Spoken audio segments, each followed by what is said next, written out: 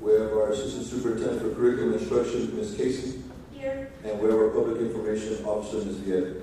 Here. Thank you, Mr. Soto. Thank you so much. We also have Dr. Judy Castleberry with us here this evening. Hello, Dr. Castleberry. Thank you. Moving on to agenda item 2, public comment. There are some community members that signed up for public comment. Before I call those that registered for public comment, I want to read our policy. Each registrant will be invited to speak. Each person must be available to speak when asked or will lose their opportunity to address the board. 3-minute maximum per speaker is allowed. Citizens are offered an opportunity to address the board without prior approval. The board president will have the discretion to reduce the time allotment and limit the total number of speakers in order to ensure that the meeting is orderly and managed within technology capabilities. We will not reduce the minutes. Everybody that registered to speak will have 3 minutes to speak. The board will not comment or engage in discussion. Presentations shall be informative only. No board action will be taken. Presentations shall not include statements which may be considered defamatory, inflammatory, and/or threatening against a person or the district. All speakers shall not mention student names unless naming their own child, nor address a complaint against a district employee or officer. Such complaints will be handled through the guidelines set out in the district policy. All other times, members of the public shall not enter into any discussion or debate on matters being considered by the board. The board shall not tolerate disruption of the meeting by members of the audience. If after at least one warning from the presiding officer, any individual continues to disrupt the meeting by his or her words or actions, the presiding officer may request assistance from law enforcement officials to have that individual removed from the meeting. In saying those words, I am confident that as a family, we are gathering to have an open line of communication. Because we are a family, we're going to be respectful and professional of each other and of our time here. I am happy to see so many gathered in our meetings. We will begin public comment with the first person that registered from our community, and that is Ms. Maricruz Martinez. Ms. Martinez?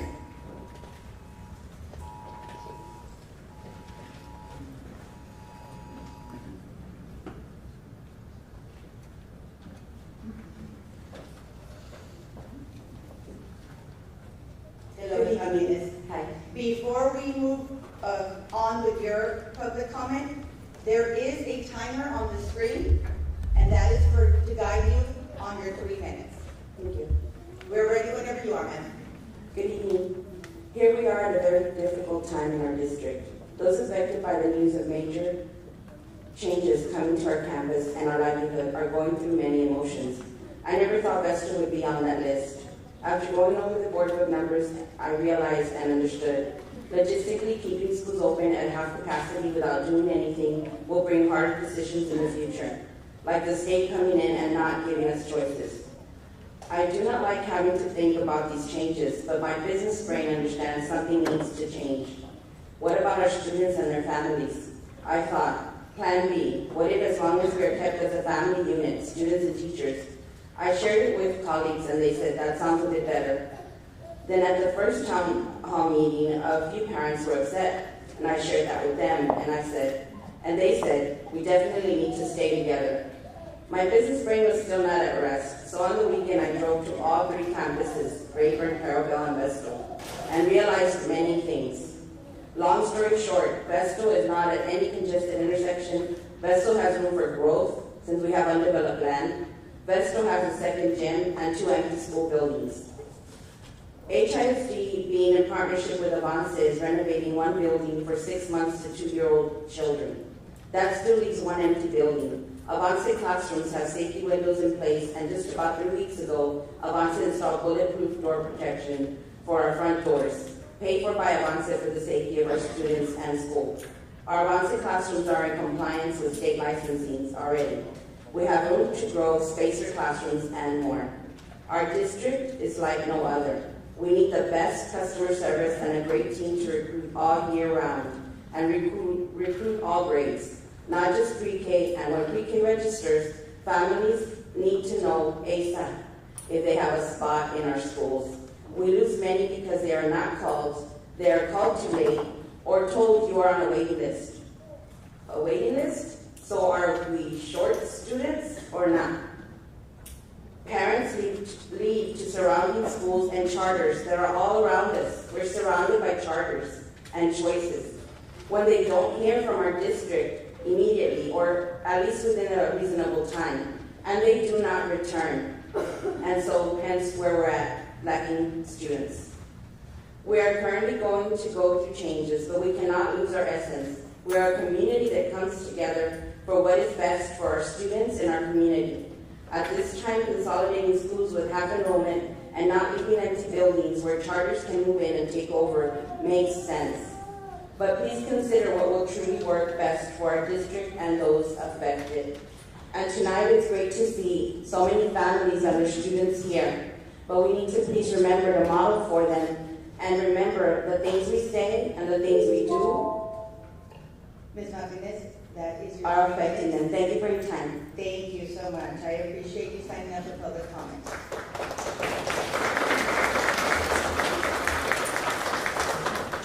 Our second community member that signed up for public comment is our Constable Ruben Tejeda. Constable Tejeda?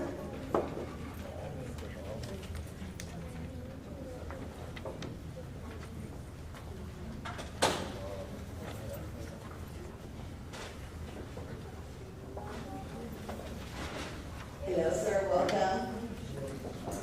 Just as a reminder, you do have your 3 minutes on the screen to Yes. give you some guidance. And we're ready whenever you are, sir. Ready. I'm here as the constable and also as an ex-parent. Both of my sons were teachers. I'm very concerned of what's going on right now.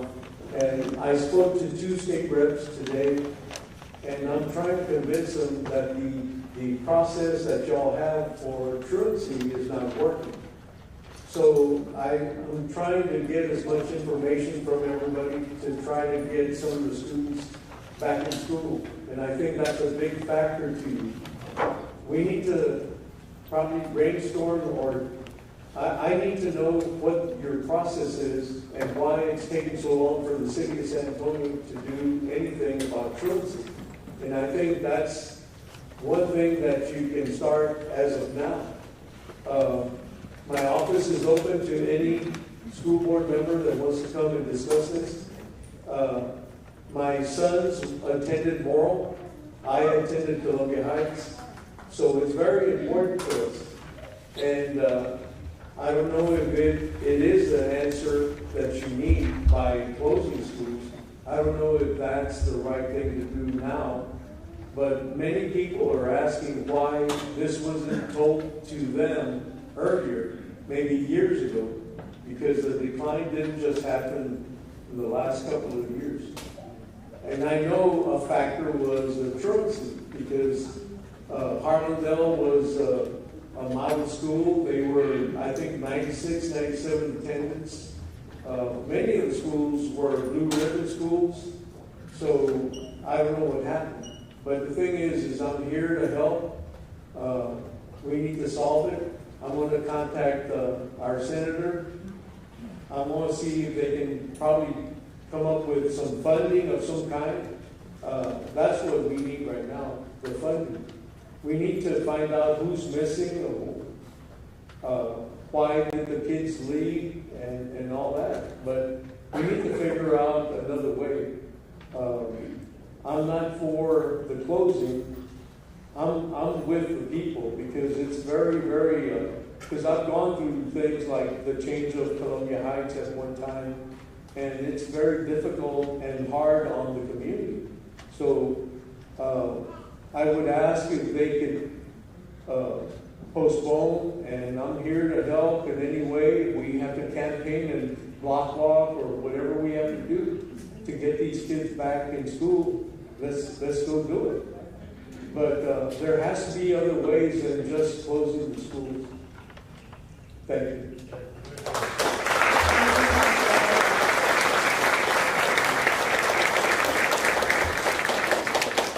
Thank you, Constable Tejeda. We truly appreciate you signing up for public comment, and we hear the words that you want us to hear. Thank you so much, sir. Next community member that signed up is Allison Harkinen. I am so sorry if I mispronounced. Educate me on how you pronounce her last name. Kerrigan. Thank you. Welcome, Ms. Kerrigan. And as a friendly reminder, you'll have your 3 minutes timer on the screen to guide you. We're ready whenever you are, ma'am. Hello, my name is Allison Kerrigan, and I teach music at Morrill Elementary. I direct a choir of over 45 3rd, 4th, and 5th grade students. If Morrill was to be repurposed, our students would go to Adams, Gilbert, and Wright Elementary.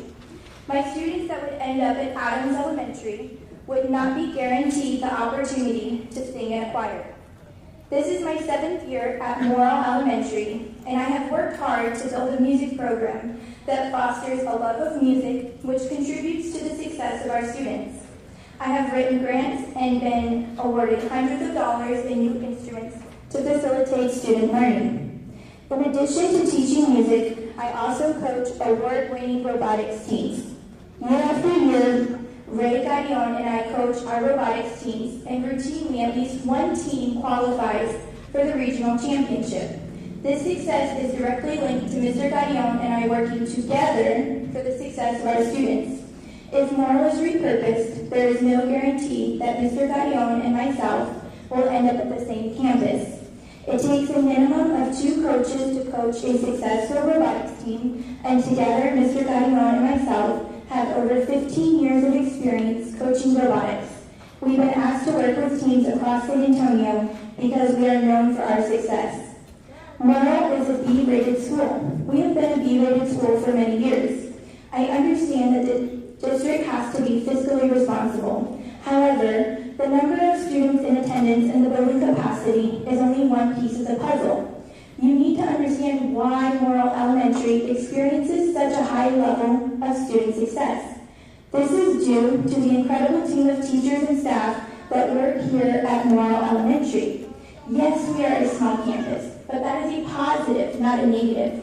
Because the classes are small, we are able to work with our students and target each child's specific needs and help them grow. We are also an extremely safe campus with our playground centrally located inside the school. If Morrill was to be repurposed and our faculty and staff was moved around the district, student success would be impacted. Morrill Elementary is a legacy campus for a reason. Many of our students' parents and grandparents attended Morrill, and they are proud of this fact. Why do families continue to send their children here generation after generation? It is because they know just how much Morrill teachers and staff care about their students' education. This specific combination of administration, teachers, staff, and paraprofessionals is the secret sauce to our success. Harlandale is supposed to be a family working together. We take that very seriously at our campus.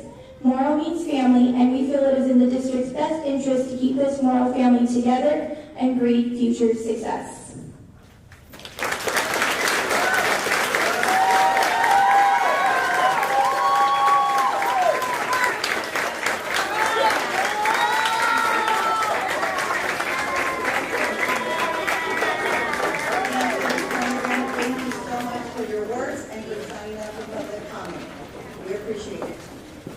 Next community member that signed up is Alma Alvarez. Ms. Alvarez.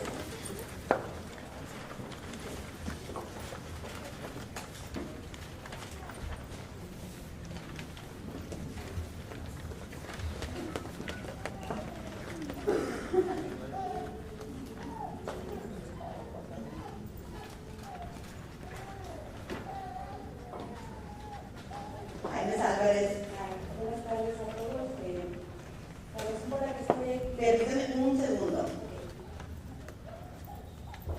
Antes de que usted empiece, va a tener los 3 minutos en la pantalla para que usted use como guía. Nada más son 3 minutos. A los 3 minutos voy a tener que parar. Pero bienvenida y gracias por ponerse en la lista de comentar sus sugerencias y opinión. Adelante. Bueno, pues el día de hoy me enteré que quiero ir a la escuela de los grandes. Mi escuela se llama Harlandale. Me enteré a las 3:30 de la tarde aproximadamente. Eso me causó pues realmente mucha angustia y tristeza, porque yo tengo mis 2 hijos ahí, yo siento que ellos ahí están muy contentos. He visto el progreso que ellos tienen en esa escuela. Veo cómo los maestros trabajan para que los niños crezcan educativamente, hasta emocionalmente. Realmente fue una impresión saber que está sucediendo esto y es muy triste.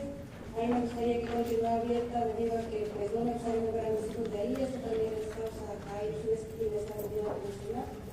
Además que la escuela pues, es prácticamente estructuralmente es nueva. Yo veo cómo trabajan maestros duro y arduo por nuestros hijos. Realmente es una pena que esté pasando por esta situación y pues a mí me gustaría de toda la alma que continuara a mis hijos y para los hijos de los demás padres que tenemos en la casa. Y es todo. Gracias, señora Álvarez.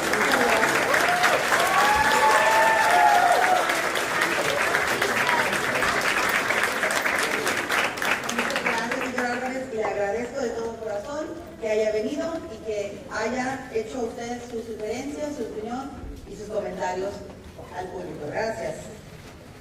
Next community member that has signed up is Rita Aguilar. Ms. Aguilar.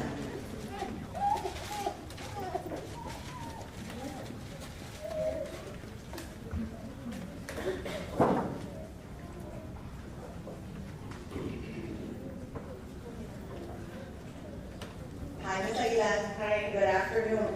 As a friendly reminder, you have a 3-minute timer on the screen to help you guide. Okay. We're ready whenever you are now. Hello, my name is Rita Aguilar. My children attend Harlandale High School and Rayburn Elementary. Unfortunately, the district has been faced with some difficult decisions, and with the recent town hall meetings that have informed us of the possible changes and feedback from the community in regards to strategic planning. One of the most important factors is our ADA, average daily attendance, and our student enrollment. I'm a former employee of HISD, and one of my positions held was the attendance clerk at Harlandale Middle School. I understand students' attendance brings in school funding. As most of you know, that when a student attends school any part of the day and brings in doctor's notes, not only is it an excuse absent, but it's coded with an M, which means the campus and district still get funding. If they attend a court appearance, we still get funding. How many parents know this rule? Not many. This is a very important rule and guideline that parents should be educated in. What are these campuses doing to improve attendance? What preventatives or incentives, if any, have been done? What else can we do as a district to educate our parents, staff, community about the attendance? It's not a comfortable situation to tell a parent, we need your child in school to receive funding, but maybe that's what needs to happen. Sometimes being very forward with parents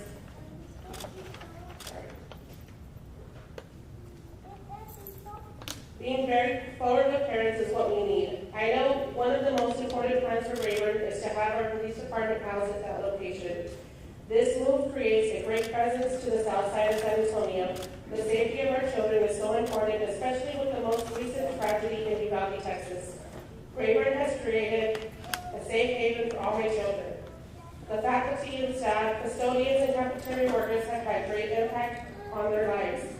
As much as it saddens me to see that campus possibly being dissolved, it bothers me even more if we do nothing now and those same people are out of jobs in a few years.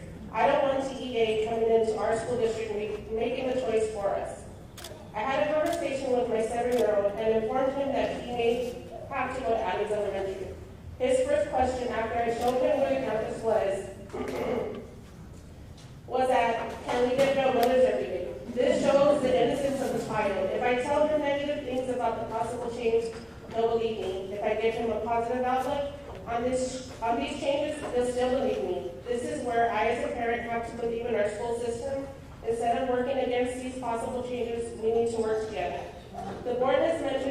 several occasions, you are here for the community and the best interest of everyone. But remember, not every student or staff member will have an easy transition. We can agree to disagree, but I have to put my trust in the school board to vote in favor for what is the best interest and the future of Harlandale ISD. Thank you.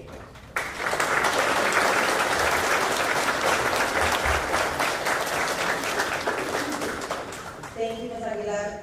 Truly appreciate you signing up for public comment and allowing us to hear your thoughts, concerns, and suggestions. Thank you so much. Next community member that signed up is Amanda Sanchez. Ms. Sanchez?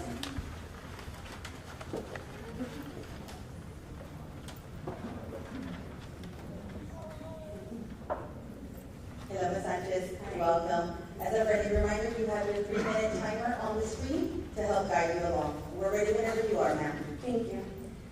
Good evening. I am a product of the community and this district. I graduated in 2008 from McCollum High School. When I was in middle school, I was a part of the superintendent circle and participated in meetings and discussions on the topic of having our graduates return to our district. I felt like my voice mattered then, and I hope it matters now. I currently have 5 nieces and nephews who attend Vestal Elementary. My mother attended Vestal, my sisters attended Vestal. I'm a first-time mom. My daughters will be 4 in June. She looks forward to going to school, and she's wanting to be with her nieces and nephews. Her cousins. Unfortunately, I was rejected by the district because I, quote, made too much money to enroll her in the pre-K-3 program. I submitted another application this year to try to get her into the pre-K-4 program. I've attended these town hall meetings because I am wanting to get my child into this district, but I have been rejected. And a topic that was brought up was a problem with enrollment. If you refuse parents enrollment at a young age, my next choice is to look outside of the district. Find somewhere else that my child can go to school. And I won't come back to the district once she's already established her education routine elsewhere. I feel that is a hard decision for these parents to make when they're looking to register their kids in this district.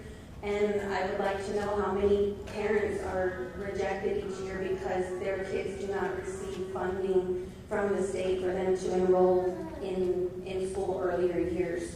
Our children's education is an investment, and if we start at the 3-4-year-old level, that is a potential K through 12 investment that you will get back on those children returning to your district. That's my concern.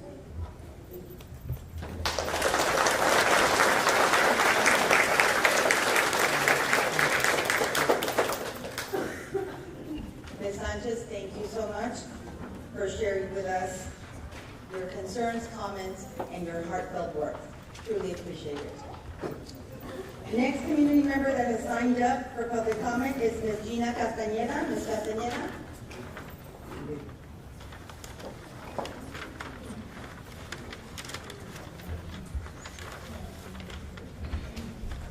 Hello, Ms. Castañeda.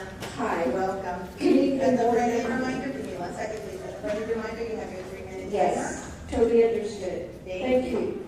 Committee member, superintendent, board, and community. This is not my first time up here at the podium. Many of you are aware of that. I regularly attend board meetings. I haven't in the last few months.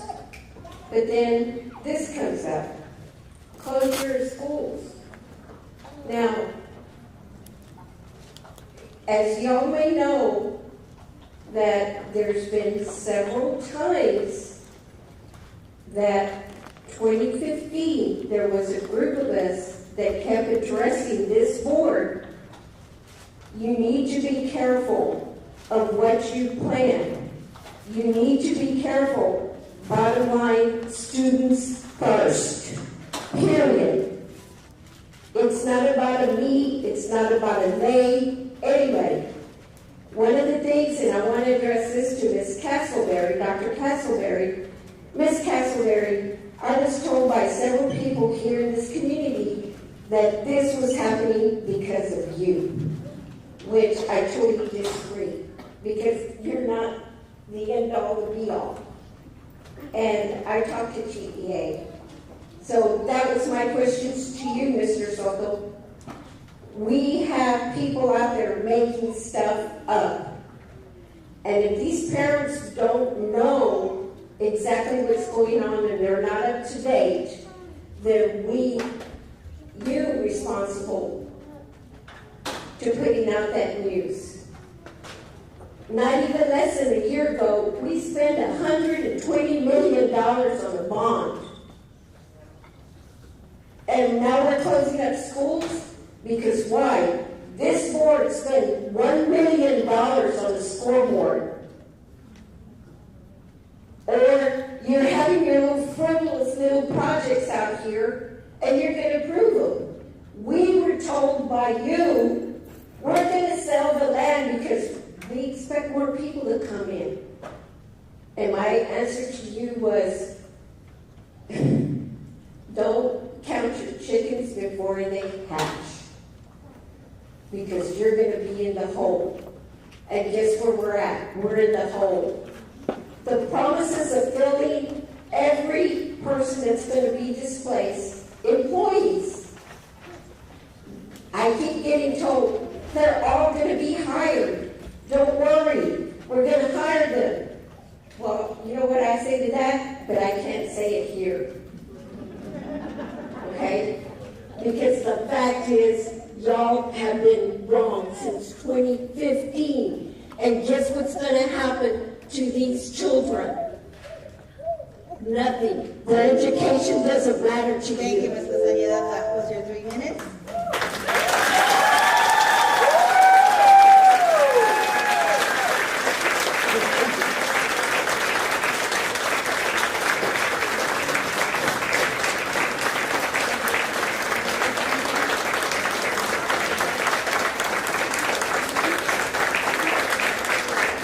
As always, Ms. Castañeda, thank you for being such a good advocate to the families in this district. We appreciate you signing up for public comment. Thank you. If I was a good advocate, none of this would be happening. So the next community member that has signed up is Veronica Rodriguez. Ms. Rodriguez.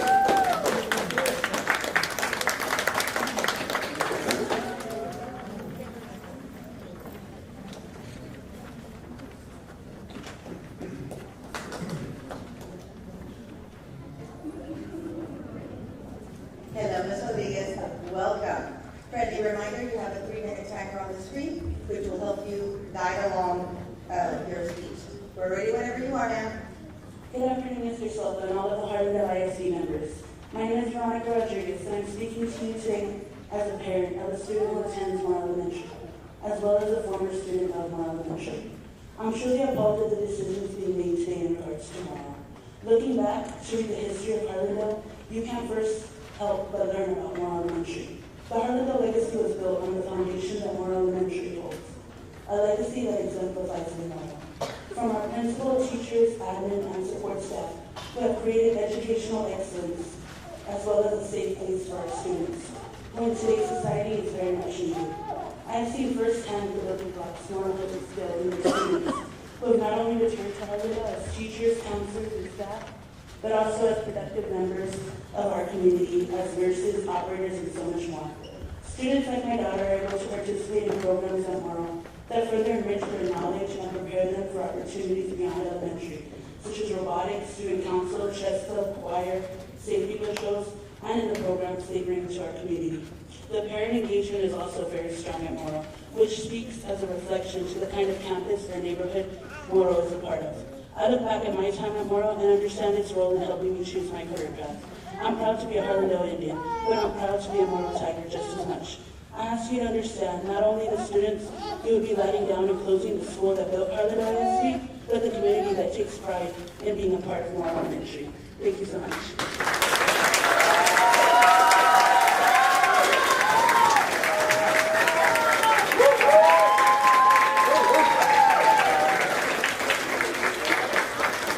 Thank you, Ms. Rodriguez. Thank you for signing up for public comment and allowing us to hear your comments, concerns, and suggestions.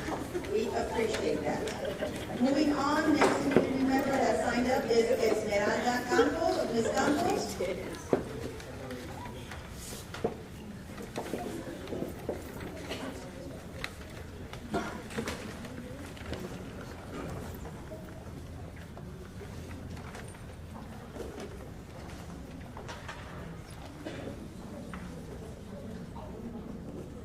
Hello, Ms. Campos, welcome. As a friendly reminder, you have your 3-minute timer on the screen, which allows you some guidance as you direct your comments to the board. We're ready whenever you are, ma'am. Dear community, I'm sure many of you have attended or heard the information given at the district town halls. Consolidating and repurposing the schools in Harlandale ISD is necessary. If the district gives in and keeps the schools open, how will you feel when you're told Harlandale ISD is no more? I'd rather feel a sting of losing a building, my kids go to Rayburn, than losing a district that my family has been a part of for 4 generations. I have many wonderful memories of my children at Rayburn, but I prefer the district to be around for years and decades to come. The future of this district requires difficult sacrifices. Our district has been around for more than 100 years. Changes and sacrifices have had to be made throughout the district's history to ensure its future. Change is never easy, but I would rather have these decisions made at a local level than a state level. We need to follow facts and not rule with emotions. We need to come together and unite and help each other through these important transitions so that our beloved district can carry on. Let's support what is ahead for the culture and tradition that is Harlandale to succeed and continue. Community, please pay attention to those screaming the loudest and are the most negative. Ask yourselves what they contribute to the district. Is it negative or positive? What is their history with this district? Is it negative or positive? Should you be listening to those that want to hurt your children by means of hurting your district? Follow only those that have contributed and continue to contribute in positive ways. Follow only those that want to help you and your children. Follow only those who have remained steadfast in support and haven't flip-flopped back and forth when it's convenient for them. Follow only those who engage within your community in positive ways and help your schools by rolling up their sleeves and asking your teachers how they can help. Community, I urge you to stay vigilant from those who want to hurt us, as they are lurking and are closer than you think. Ready for the opportunity to shut down Harlandale ISD. Support your school district, support the changes. Thank you.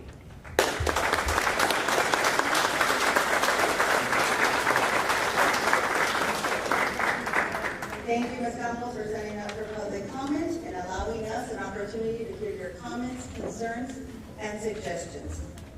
The next community member that has signed up is Mari Hassel. Ms. Hassel?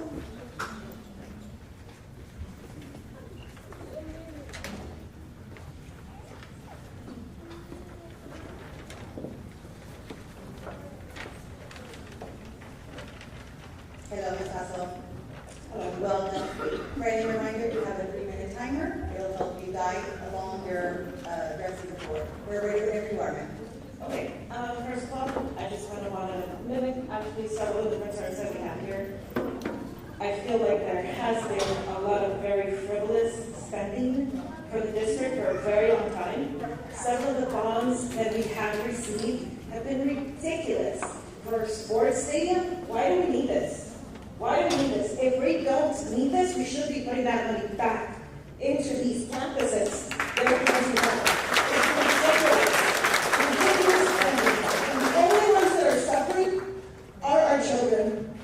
And it seems like none of y'all care. Only thing y'all want to do is shut down schools to save a buck, right? You could have saved money there. You could have saved money on the scoreboard that was brought up. Help us understand this, please. Tell me, please, what is the implementation plan that you have to be able to close down the schools and properly give these children, not just regular children, but the special needs children? How are you going to be able to transfer them from campuses that are way further than their current addresses? What about the busing? Do we have enough bus drivers? What's the plan for that? Are we ever going to get any answers for any of this? Have you guys looked at this map? It's on HISD website. If you look at the sections here, almost every one of the zones is going to be one school per zone. Tell me how that's going to work out. Tell me how that's going to work out.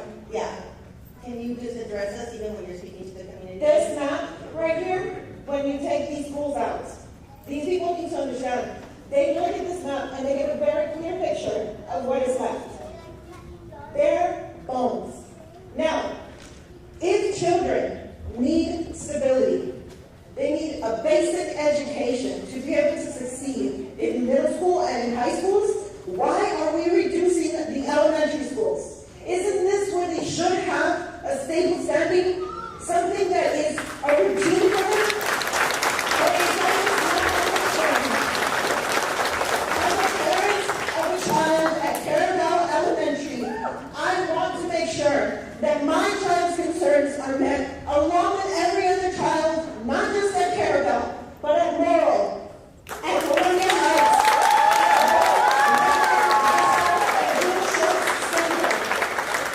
The list that you guys are proposing for elementary schools is ridiculous. Everybody here talks about sacrifices. The only ones that are sacrificing are us as parents and our children. I'd like to see something else be sacrificed besides our children's education. That's all I have to say.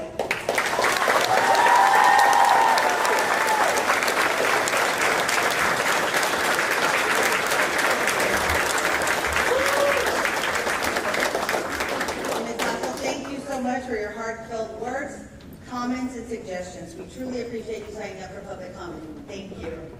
Next community member on the list is Ms. Lourdes Rios. Ms. Rios?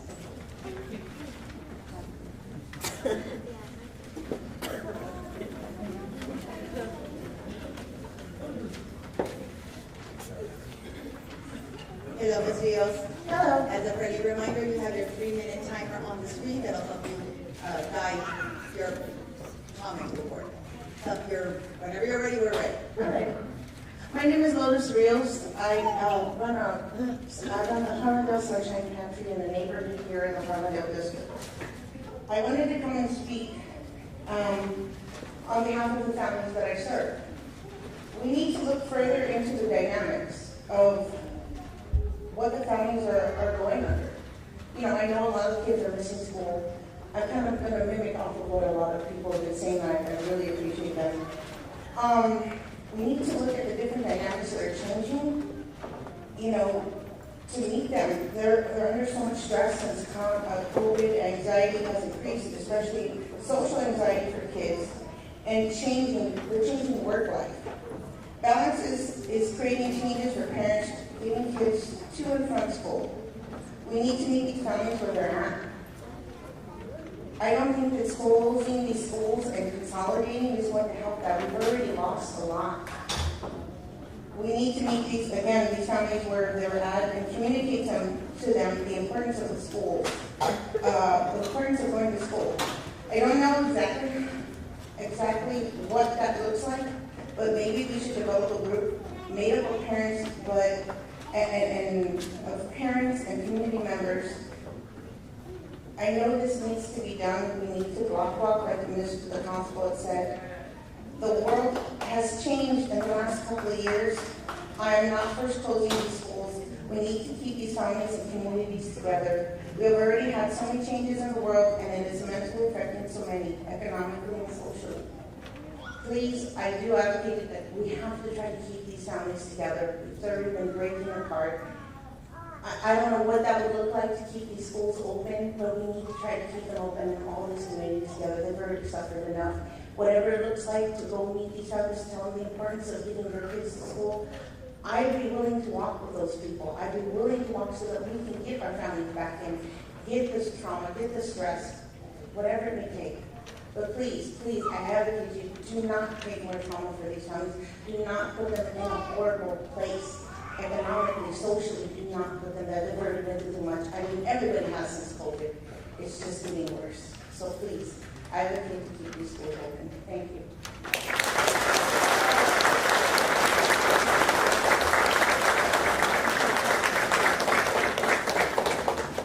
Thank you, Ms. Shields, for signing up for the comment and making us aware of your suggestions, ideas, and heartfelt words. Truly appreciate it. The next community member and our last community member that signed signed up for public comment is Mr. Peña, Mr. Roman Peña.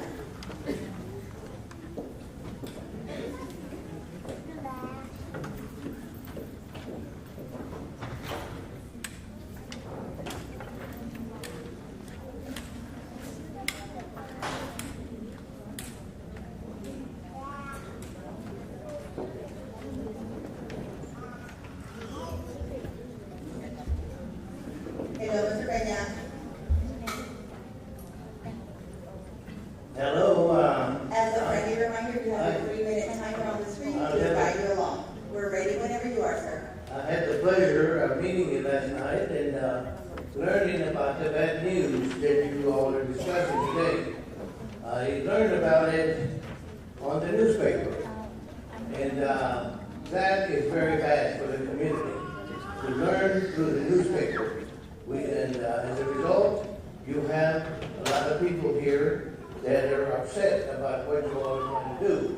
Now, another thing that I learned from hearing from your superintendent last night is that he appears to have surrendered on the issue of closing or keeping those schools open. And furthermore, I heard that you all are under some kind of a cover from the Texas State Board of Education. They call it a conservator. Now the people need to know that if you make a decision, the conservator can overrule you. And it's not your fault that you're in the situation you're in. You're in the situation you're in because it was dictated by the state that you become a troubled district. As you know, for many years, Harlandale has been the target of a lot of criticism, and at one time almost lost his credentials, and they almost closed it, so you got rid of the superintendent for that. You brought in Mr. Soto. Now, this lady here that is here is probably the one making the decisions, and the people here think that it's you. Well, the superintendent, now I know why he surrendered. Because he has to do it. Otherwise, she will make a bad recommendation to the state. So what can we do together? This is a beautiful board. You know, it took us 60 years to bring this board to this place here. We used to come, I went for school board 60 years ago. And there was only one Hispanic from here. Like this today, that she's the only Anglo here. You know, it just changed completely. So we have to take care of ourselves. We have to keep those schools open. The Americans here for blue light and to have them welcome to the defense.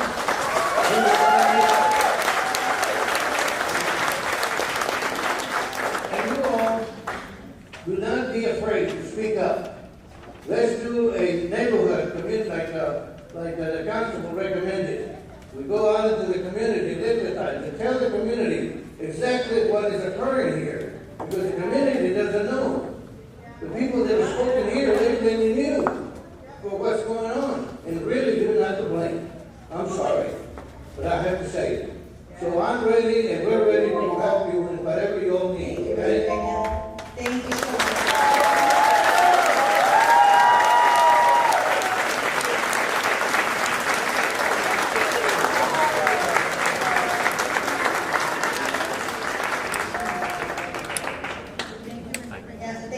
I see you on Channel 5 all the time. And allowing us to hear your concerns, suggestions, and comments. Truly appreciate it. Yes, we love her too.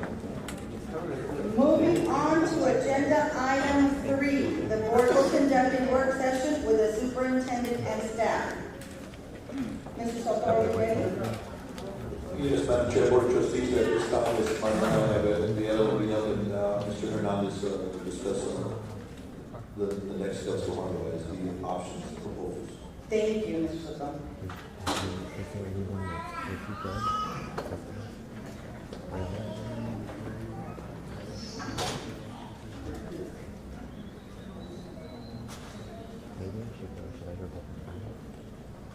Good afternoon, Board of Trustees, Superintendent Soto, Cabinet, and Community.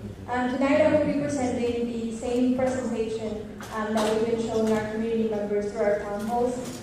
This presentation shows the proposal for refining schools and buildings. This is a QR code that we have been showing our community. We have been telling them that they can communicate with us their concerns, questions, feedback through this QR code. We have been going through every single one of their questions and comments, and we do have an FAQ posted on our website under community for everybody to see what the most common questions have been with the answers. So this is the current situation at Harlandale ISD. These are the main two things that are going on. So the plan that I will be presenting to you tonight is the enhancement of repurposing for schools, the enhancement of HIAC. The other option is to not do anything about this. So we repurpose 3-2-1 or no schools at all. We are looking at declaring financial exigency by January 2024. What that means is that next year, by January 2024, if we don't do absolutely anything, if we stay the way we are, we will be having a completely different conversation, which means we will be talking about laying off many people from our staff. There was a demographer study done back in October of 2022, and these are some of the results from this study. The main concern is the enrollment at HIAC. As you can see from this graph, we can see that the enrollment has been declining. You can see at 2015, the enrollment was high, and this is when the Bond 2015 passed. That's when Vestal and Carabel were built, those two buildings, those two schools. And as you can see, the trend there was going up. After that, you can see, though, that the trend, the enrollment trend started going down.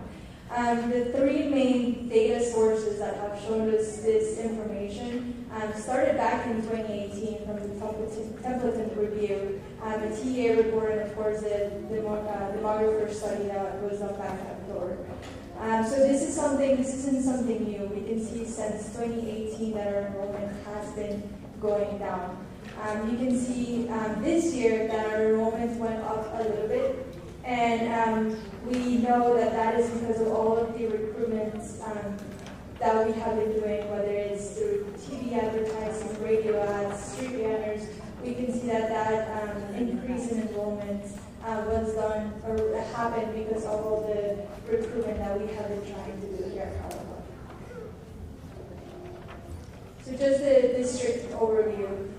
This is also from the demographer study, so I will go through these points. Harlandale Independent School District is expected to experience continual decline for school year 2031, resulting in a net decrease of more than 3,100 students. The district experienced a 19% decrease in residential elementary students from school year 2018 to school year 2021, and significant loss is expected to continue through school year 2026. HISD experienced a sharp decrease in pre-K and kindergarten students in school year 2020 due to the COVID-19 pandemic, but there was not a significant bounce back in school year 2021. As the smaller elementary classes move on to middle school, the number of students in grades 6 through 8 will decrease by more than 46% by school year 2031. So one of the main factors of why we are in the situation that we are currently in is the low birth rates. There are no more kids being born in Harlandale ISD. It's not just a problem with Harlandale ISD, it's something that is happening across our nation, across our state.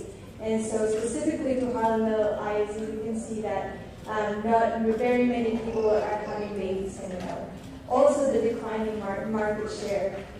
In the past, people didn't have as many options as to where they would send their kids to school. They either went to the school district, their neighborhood school district, or if they could afford it, maybe they would be able to go to a private institution. Right now we can see, just across the street from us, we have charter schools, we have other schools that we are constantly competing against. And then of course, the decreasing of and lack of residential development around our area.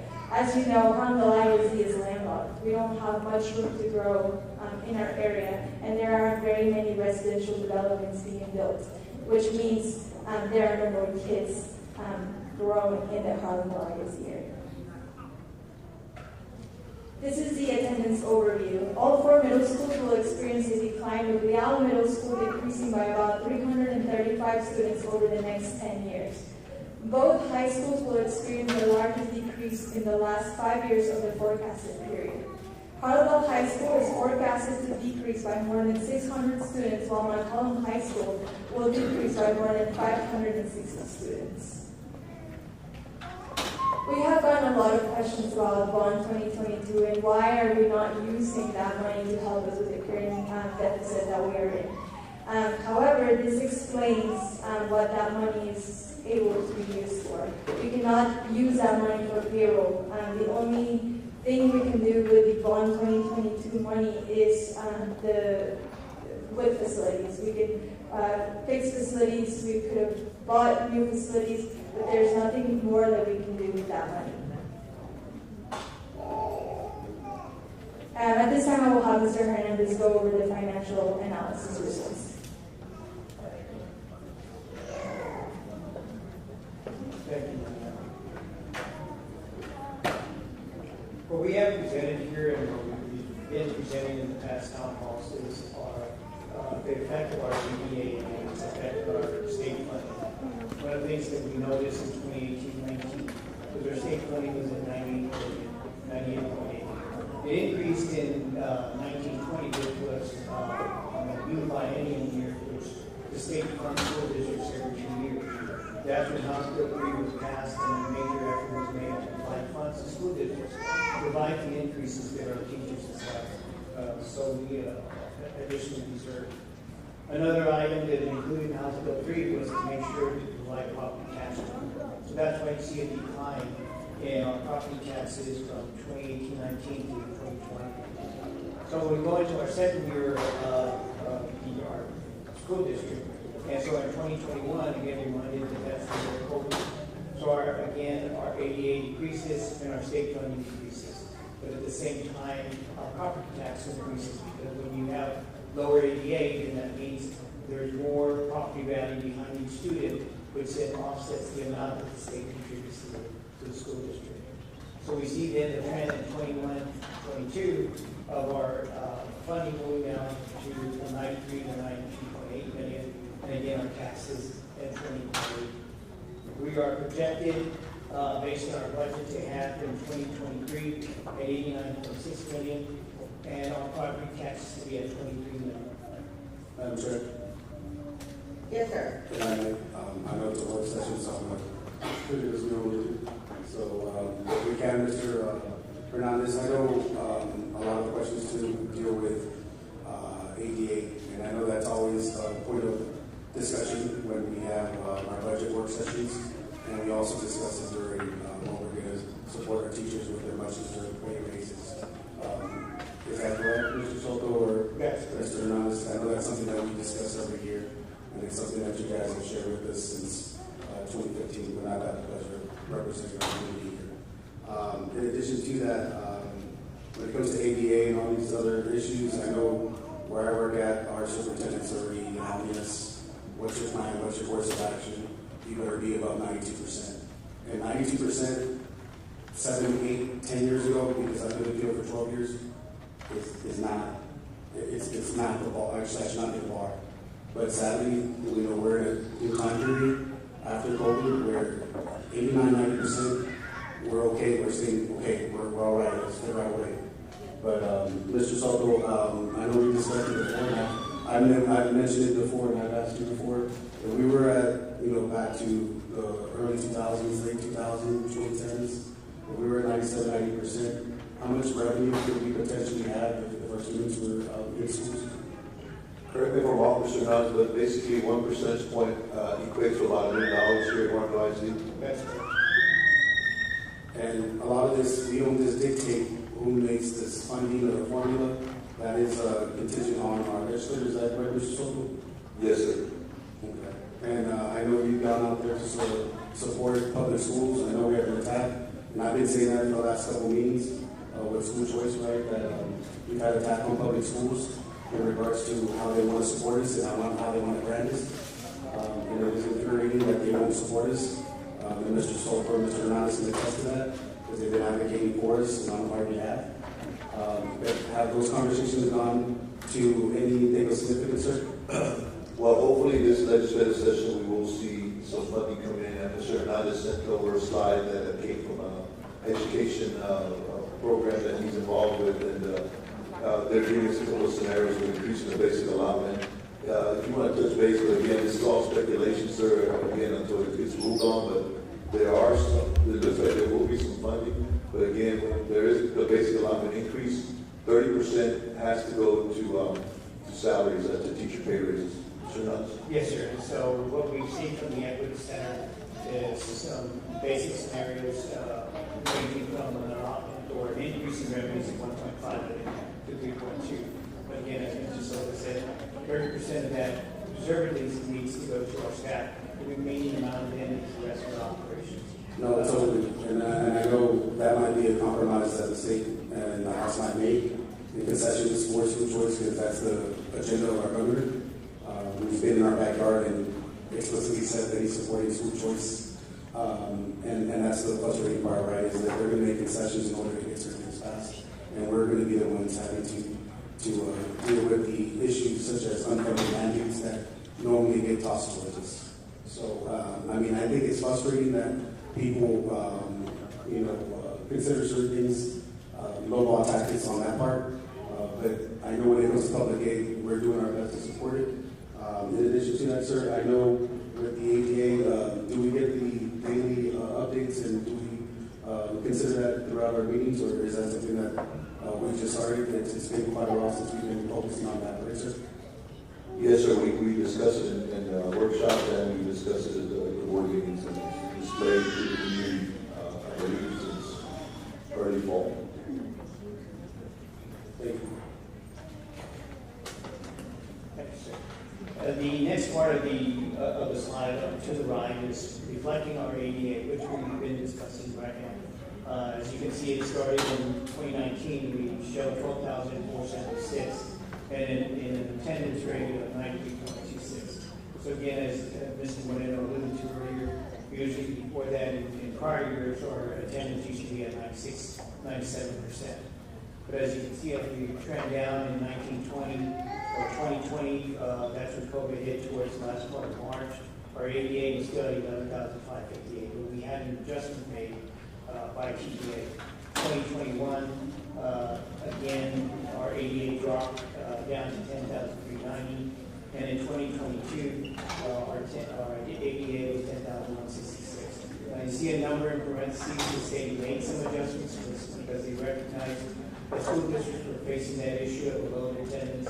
So in order to supplement some of the revenues or losses, state revenues, they made an adjustment for the school district. The attendance rate then is at 87%. When we budgeted for 2023, we actually budgeted at 10,171. The ADA that I'm presenting here is our most recent report that we get from the state on the summer, what they call the summer finance. And based on the data that we've been sending them throughout the year, they're actually looking at an adjustment of our ADA to be at 10,432. So as Mariana alluded to earlier, we are making efforts to attract more kids.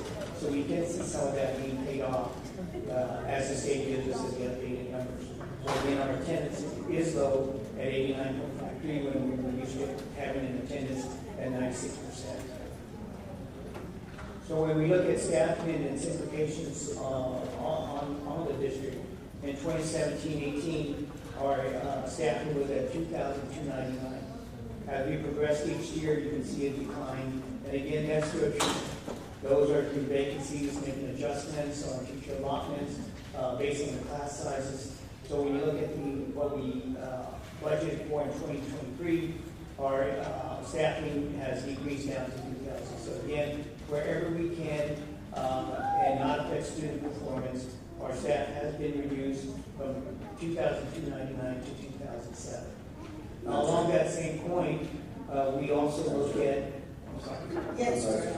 I know you're referencing 2021, 2022, and that's great because of if you could share, sir. I know there were some obviously ESSER funds that we were utilized to sustain some programs and initiatives. is there a way you can share on what, the particular teacher units were created in order to support the COVID slide that we experienced after 2020, and also the support you provided with the mental health and social emotional issues that were, that are on the rise? And is there something that you can kind of share briefly in regards to the RTI positions and also the MCLs and things like that? Correct, sir. You touched base on a few that we created with the RTI teachers and the NCL. And also, we provided social workers at every campus. We ended up opening the Harlandale Care Center that provides those wraparound services for not just our students, but our staff and our community. And that is another program that is well worth every penny that we spend on, as alluded to this evening with some of the parents talking about anxiety and high anxiety in our children. So we have social workers, we have counselors, psychologists, bereavement, drug addiction counselors, and so those services are there readily available. It has grown out of capacity. We have a three-week waiting period for those services, so we're looking to amp that up. But all this was funded by ESSER money, and Mr. Hernandez can add a little bit about the ESSER money. The ESSER money is next year, either we spend it or we lose it, and we're going to end up spending that money for when we try to do for our children to catch up academically. But Mr. Hernandez, do you want to add anything on the ESSER funding? Yes, sir. And so what Mr. Soto is alluding to is 23-24 is the last year that we received the ESSER funds. The plans that we have, and it's on our website as the way those funds are being spent. After that, and the ESSER funds go away. The positions that we moved over from the general fund to the ESSER are going to be coming back into the general fund. And so we need to make sure that we plan for that for 24-25 to make sure to see what it is that can be absorbed back into the general fund. So steps are being taken now in order to address that need that's going to be coming up in a couple of years. And I may add, Mr. Soto, if you don't mind expanding on it as well. So today, or a couple of days ago, I had an experience because we have some chronic absenteeism, and so having to put together a plan of action is, the suggest or the request, the regular request superintendent over there. So, if I may have another minute, is that possible? Yes, sir, of course. Do I need a motion? Or? No. So, real briefly, in doing so, I hit that roadblock where student support is like, you didn't hit all these checklists in order to go to a home visit, do these things, do these processes. We can't file a parent until all these measures have been exhausted. So it's mid-March, and I have people that will wait 9 days because they know on the 10th day they'll be unenrolled. And so we'll have that problem with many of our students, and we're trying to locate them. A lot of times, like you said, we're in demand in certain departments. But could you also just kind of share out Mr. Soto the avenues and the extent of what we do to go locate our students where we have social workers, principals, staff members, going actively and finding them and doing those measures? Ms. Casey, can you elaborate on what our vice principals had to do when we put the documentation together and we ended up sending it to the court system and the response the court system has had to our administrators about trying to take some of our parents to court? And again, it's not to fine our parents, but it's just to hold them accountable for bringing their children to school. Yes, so our courts have now changed. We have now taken students to court. They get comfort, they get private warning letters. They're sent to students after so many absences. They also have attendance committees at their campuses that meet and develop a plan. When students go to court with their parents, they actually sign a contract that dictates what they will do, how often they will go to school. If they violate the contract, then they can go to criminal court after that. And we have started court for all of our schools at this point. That was something that the county had stopped during COVID, but that is starting now. And do you know, Mr. Soto, I know our police clerks a lot of times when they're calling our parents because we send out robocalls, we call them directly, we do all those measures. And in some instances, too, we tell them, all we need is a parent know we have 5, use them. Is that also been here? Where they have an excuse, no, it doesn't matter what it is, as long as the parent says no, no excuses. Right, if a parent says no, and it's a valid excuse, majority of the time, we can excuse that.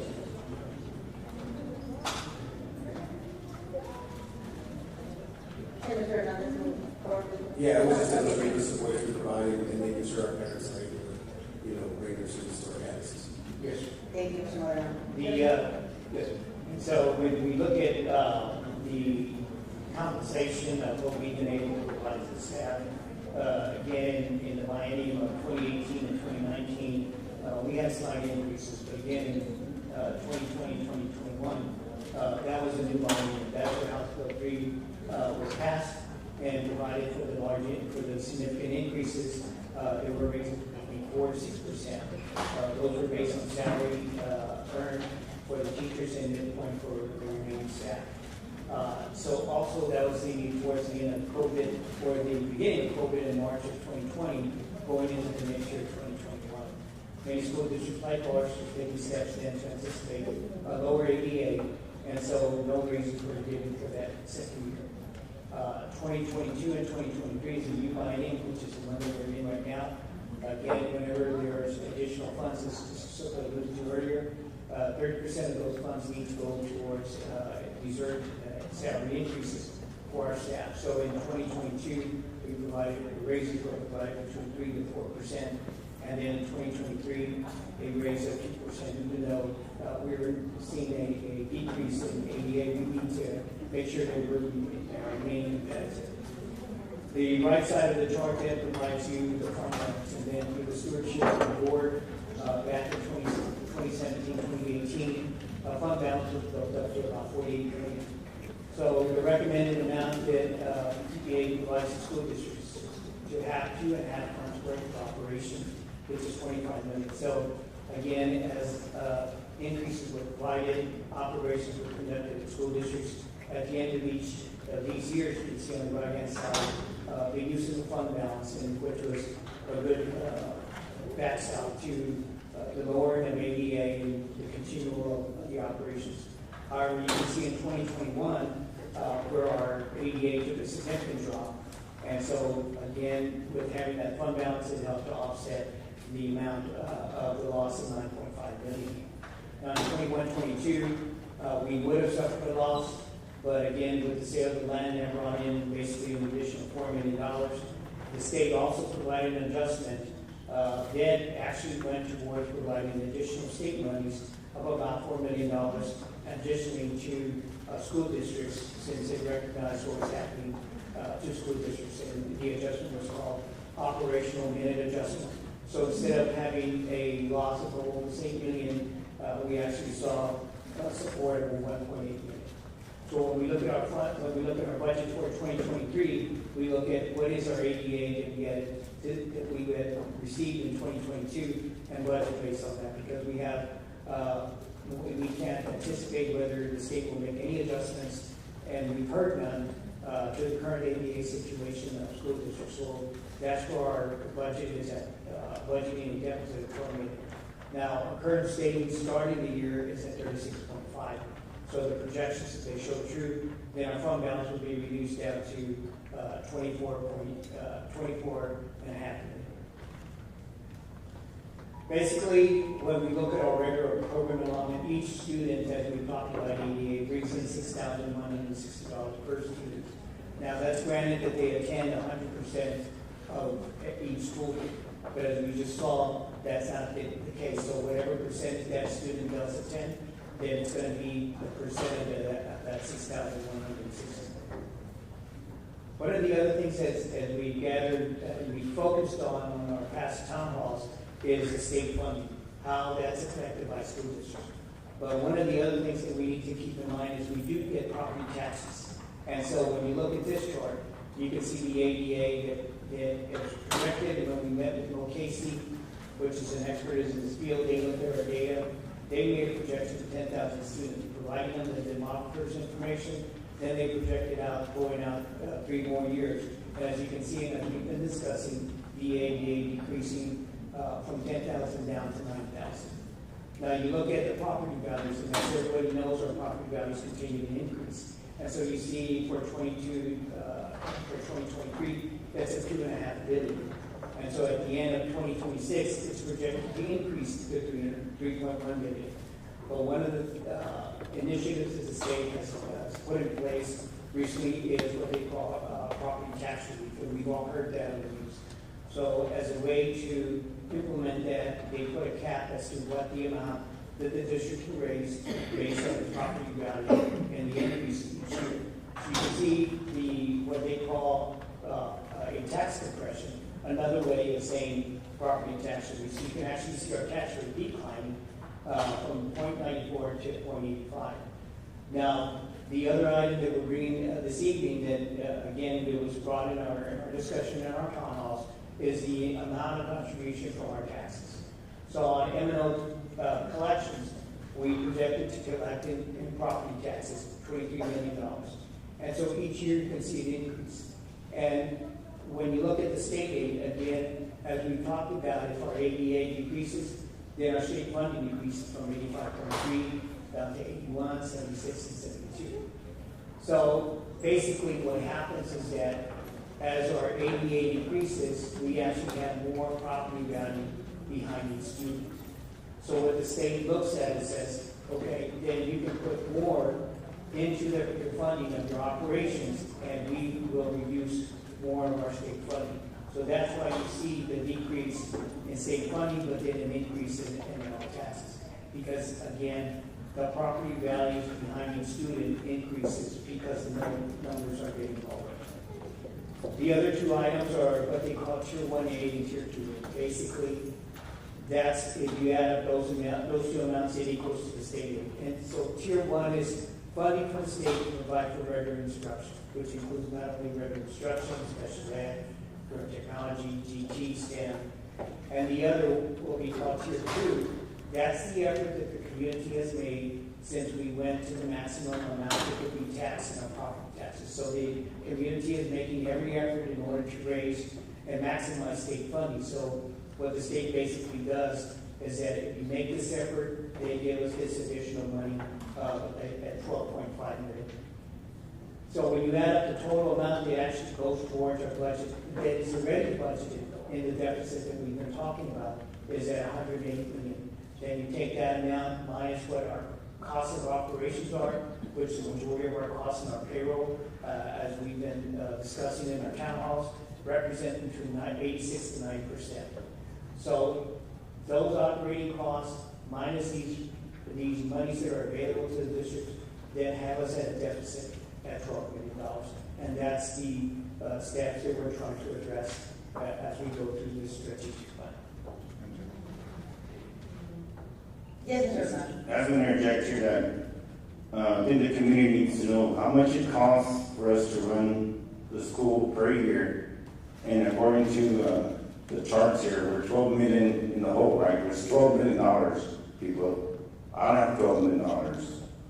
Maybe Red and Combs Foundation, Zachary Foundation, they got $12 million. But they need to understand that that's the deficit we're facing every year, and probably more so in the future, correct? For 23 years. All right, thank you.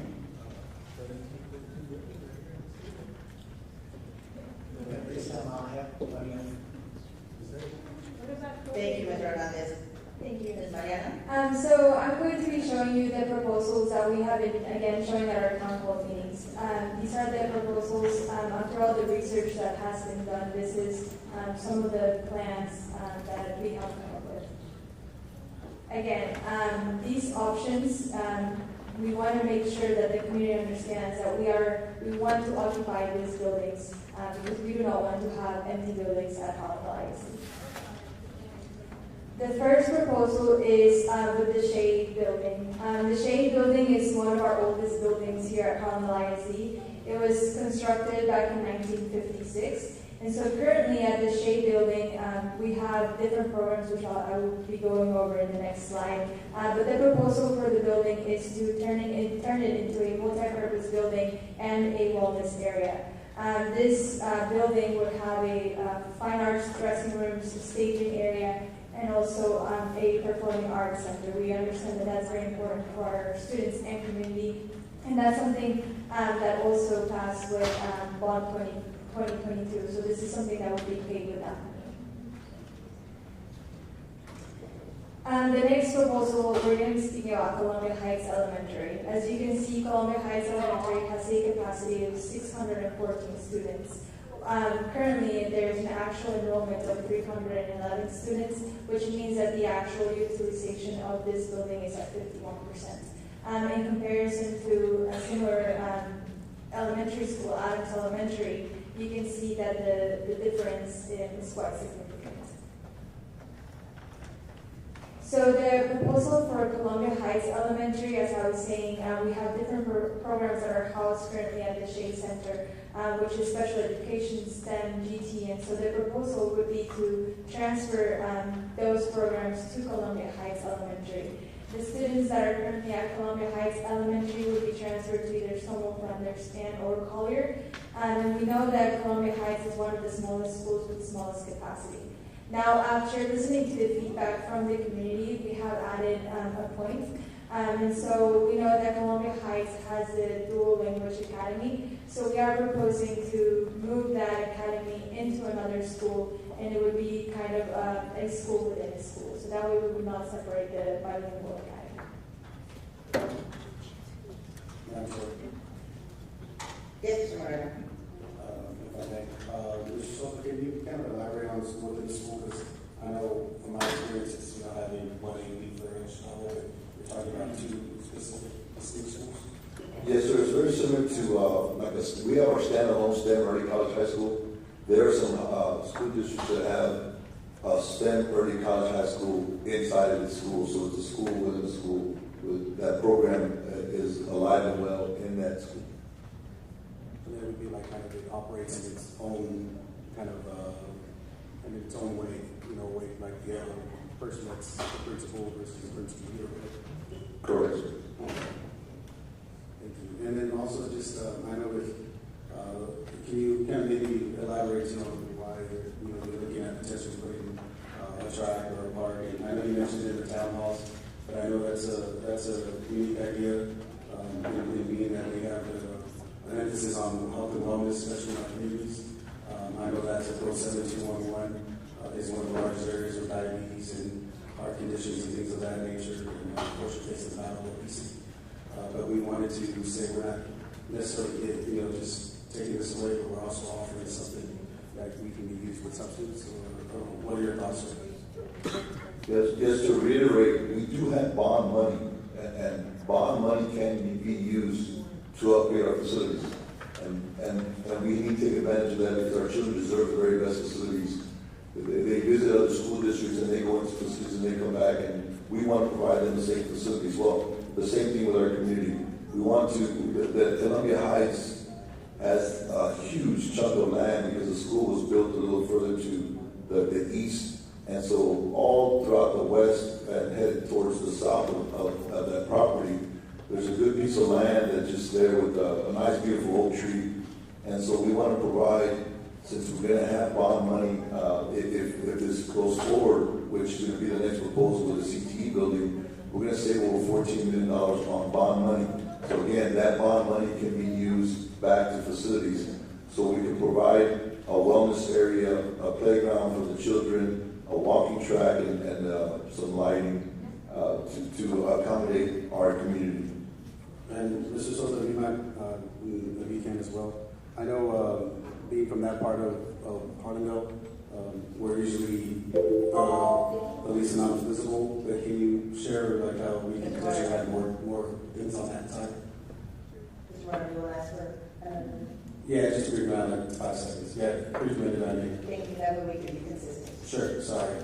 So would you mind just elaborating, sir, on, I know a lot of times we have events on this side of Harlandale, but, the possibility of being able to have people see that, there is a good side. Because unfortunately I always hear about my side being the bad side, because I live by the out. That's not the truth, right? So if we can you elaborate how we can also enhance the image of, hey, this side of town of Harlandale is just as positive and populous as the others.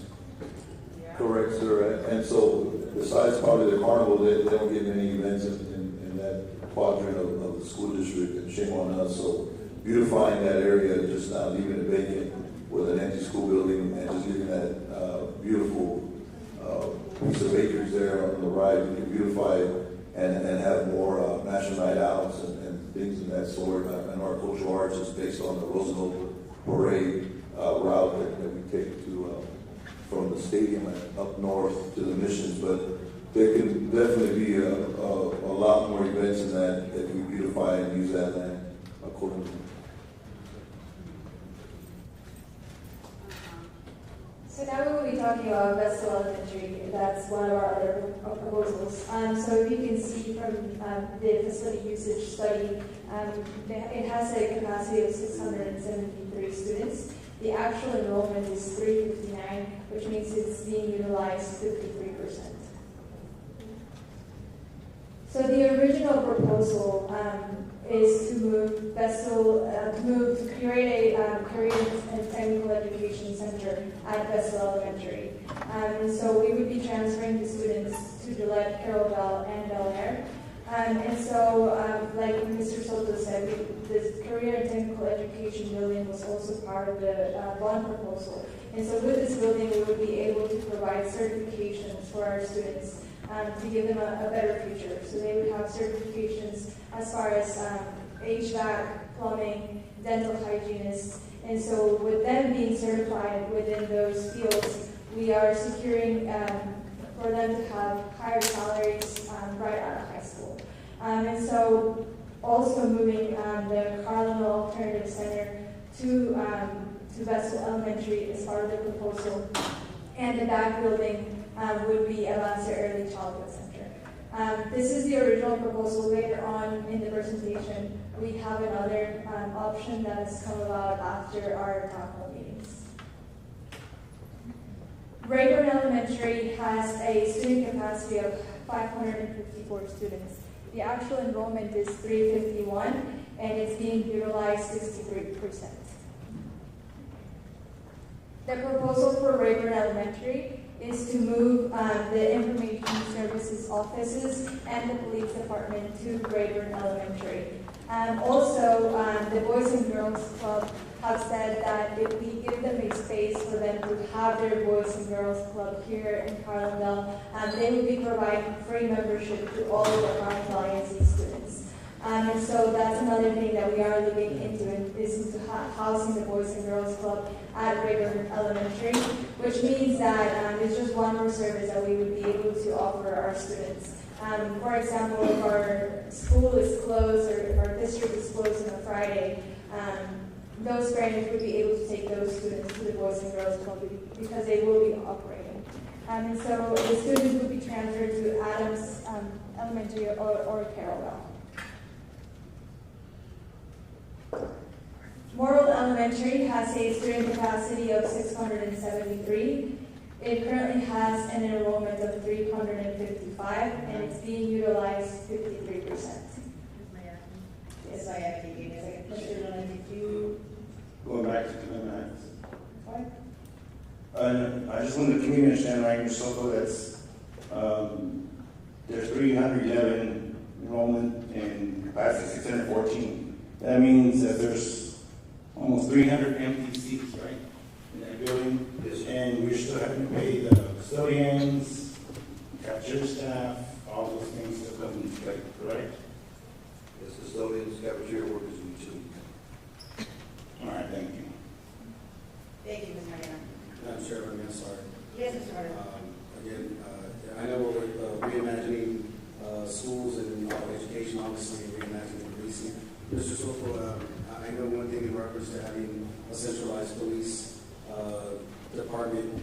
How can that benefit? Can you share with us and enlighten us how that can benefit us? I know we do have a substation on Mayfield, but we do lack one that is, I think, in the works in the Goliad southeast area of our communities, or in the outskirts of us. That's the same. How can that be used maybe as a like a adaptive central location?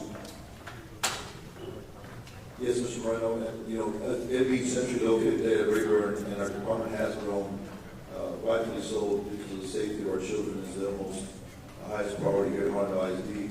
But the police presence, as you know, does deter criminal activity.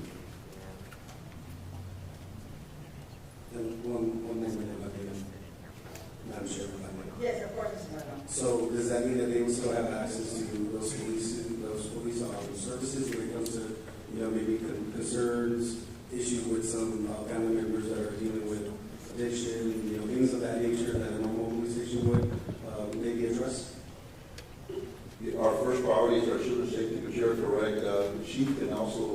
provide a report that he sends to me on a quarterly basis on how he helps the community out in some of those situations.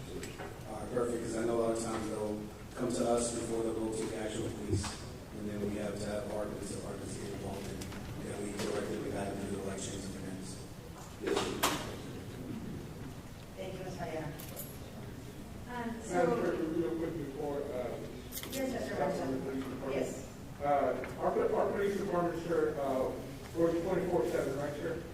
And we only have 25 officers? Exactly. We have 3 different shifts, sir. Including weekends? Yes, sir. A lot of the times, our community thinks that our officers only work 8 hours a day like everybody else. So just a friendly reminder that our officers do work 24/7, 7 days a week. And we only have 25 officers. So that's because sometimes we don't see a lot of patrols and a lot of areas. We have 21 campuses, sir. We have 13 elementaries, 4 middle schools, and 4 high schools, and traditional, not really the woods.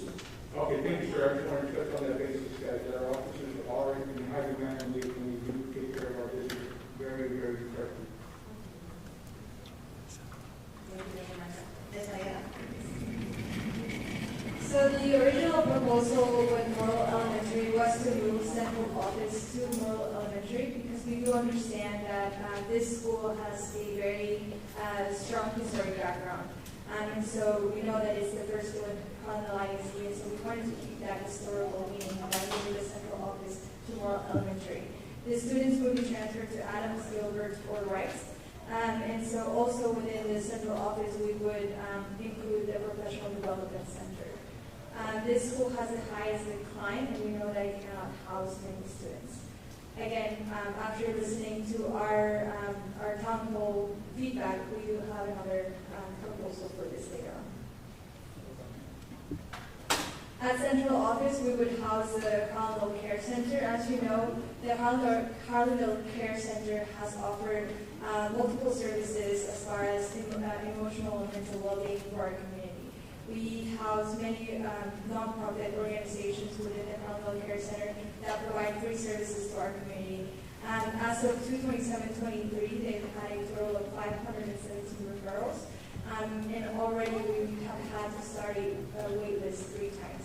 So it's very evident that this care center is needed within our community and that their services need to continue growing. And so that's why the proposal was to move the Harlandale Care Center to the central office.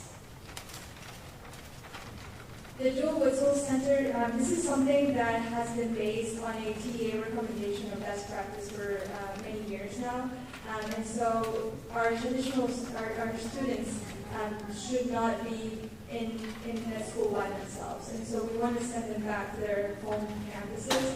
And then our hub students would be sent to our Frank Academy. Again, to not leave empty buildings, we would like to create a makerspace museum at Joe Witzel Center, which would provide hands-on experience for our students within our district. As I'm sure you are aware, the San Antonio Museum is a wonderful place for all children to have hands-on experiences, and so we would like to provide that opportunity for our students so they don't have to go all the way to the museum, but that they do have something very similar where they can learn and where they can interact here within Harlandale ISD. Madam Chair, Rami? Yes, Mr. Archer, go ahead. Mr. Soto, can we explain a little bit what the HOPS program is? A lot of people don't understand what it means and how we help some of our students, especially. Definitely, sir. It's our special needs that are transitioning to real world, and so we train them to have some work skills. Some of them will be doing some internships at HEB, at Home Depot, and there at the Witzel Center, we actually have it laid out like there's some shelving so they can stock, they can know how to put tags on items, and so we teach them real world life lessons to be ready for the workforce. Ms. Mariana, I do have a question. This makerspace, would it just be for elementary school students, middle school, high school? It would be for everybody. Thank you, ma'am. Again, as I mentioned before, after going through our town hall meetings, reading all of the comments, questions through the forms that we have been receiving, we do have an option B that we would like the board to consider. Again, this was all provided by the community and their feedback. So we are showing the facility usage study between Carrollville and Vestal. This proposal shows, instead of Vestal, to go with Carrollville.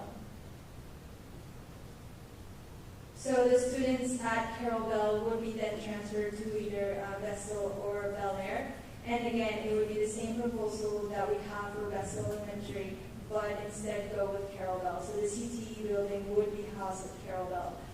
This is something that our community really made us think about. So Carrollville, where it is, it's in a more central position, as well as it has a lot of traffic around it.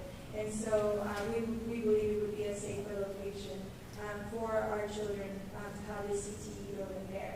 Now, Avance, as we talked about it earlier, right now it is housed at Vestal Elementary. So if we keep Avance at Vestal, we would not have to move. And then all of those resources that have already been spent at Vestal Elementary by Avance would not be going to waste. They would stay there. So that's the proposal with Carrollville Elementary. So instead of Vestal, we go with Carrollville. Now also with Morrill Elementary, after reading the feedback, instead of moving central office to Morrill Elementary, we are proposing to moving the Harlandale Care Center as well as the SOSA Center. Both of them work very closely together, and the SOSA Center provides a lot of services for our community as well as the Harlandale Care Center, as I mentioned before. And so having them in a central location, again, in a historic building, would make sense with this proposal. So a lot of the questions that we have been getting about transportation. Are we still going to be able to provide transportation? So we will, Harlandale ISD transportation protocols will be followed. So everybody that is eligible to receive transportation will continue to receive transportation. Special programs will continue to be offered at campuses. Special education units, that's another question that we have been receiving a lot. They will continue to be available with all of their necessary resources. And then another thing that we are exploring is SB 1882. We have begun exploring the possibility of partnering up with higher education institutions to create in-district charter schools here at August. Mr. Soto, on SB 1882, is that a different funding mechanism?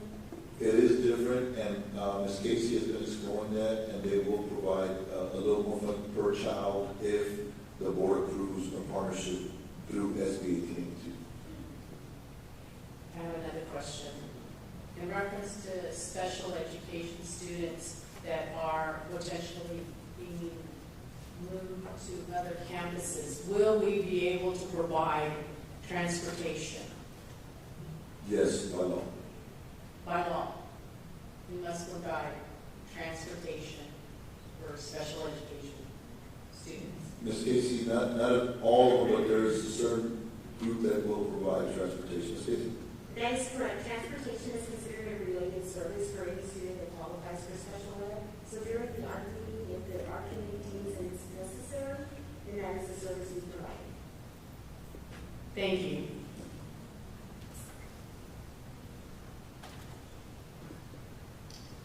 Yesterday, again, at our town hall meeting, we got a lot of questions about pre-K 3 and 4. You heard it again tonight during the public comment. And so we are exploring this idea as well. We wanted to show the community how much it would cost the district to operate a class of pre-kindergarten. So payroll, teacher, and instructional aid would be about $90,200. Supplies and materials would be $4,500. Other expenses, $2,000, so it would be around a total of $96,700.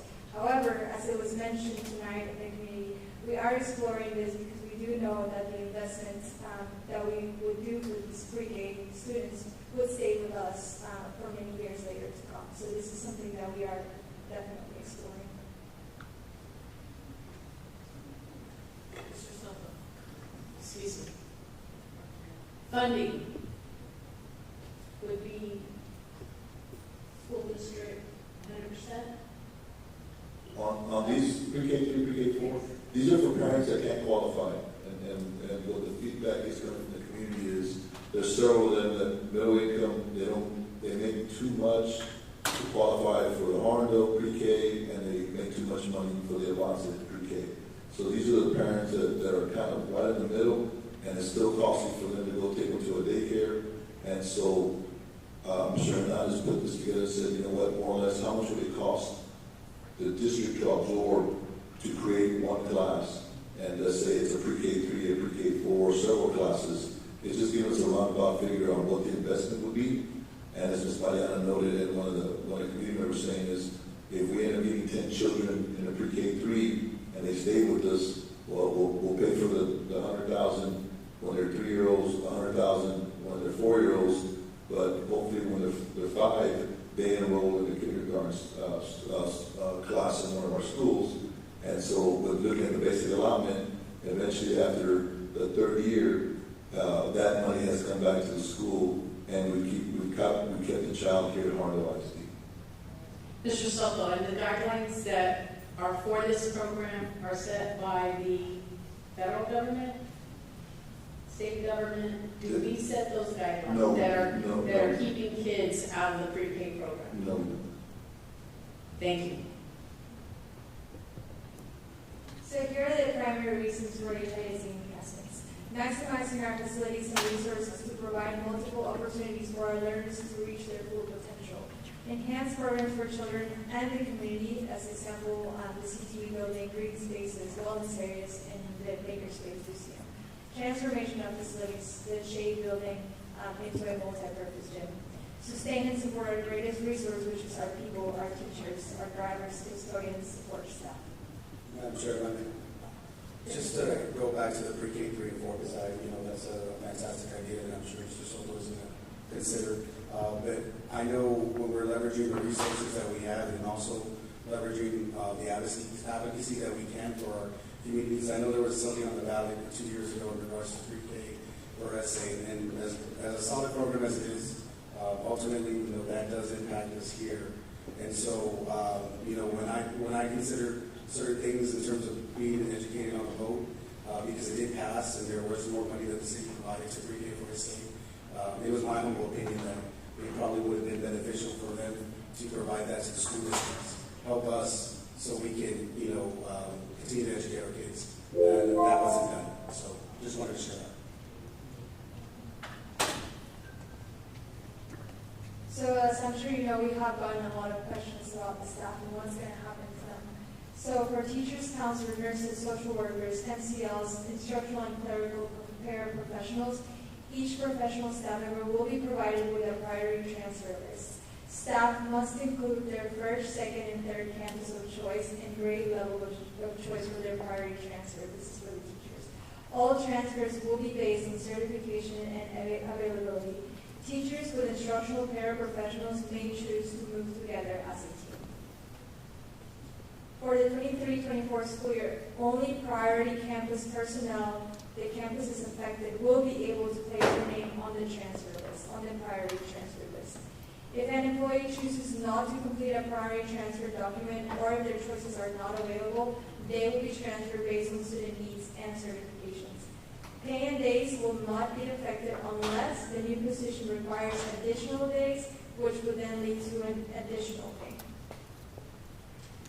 For our custodians and food service staff, transfers will be based on student needs. Pay and days will not be affected unless a new position requires additional days, which would then lead to additional pay. And for all of them, they will not need to interview. So just to recap everything that we have presented tonight and at the town halls this past week and last week. Our current finances, we have a $12 million deficit.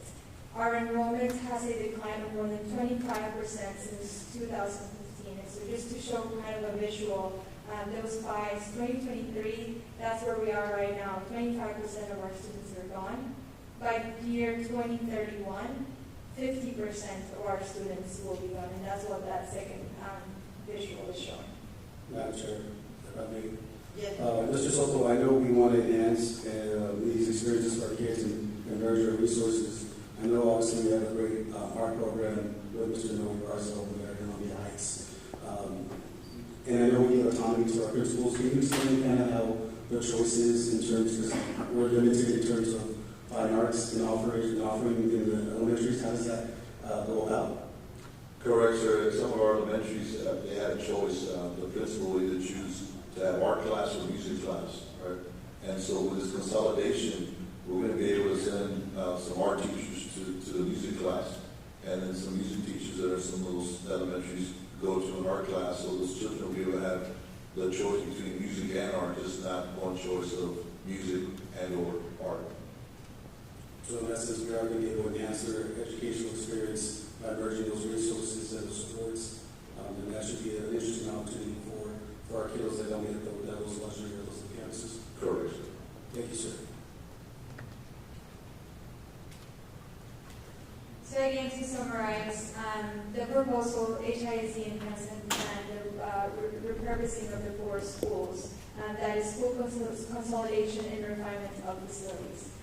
We can also go with no repurposing any schools, or we could repurpose 3, 2, or 1, which would be our option C. And again, we want to make sure that the community understands this, that if nothing is done, we stay the same way that we are today. By next year, January 2024, again, the conversation will be very different. We will be having conversations about reducing staff and having layoffs. This just shows a timeline.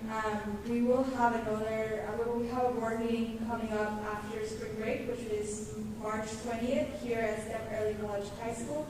The next day after that Tuesday, March 21st, we will have a town hall meeting at Harlandale High School auditorium, very similar to what we did yesterday at McCollum High School. That one will be at 5:30 p.m. Thank you.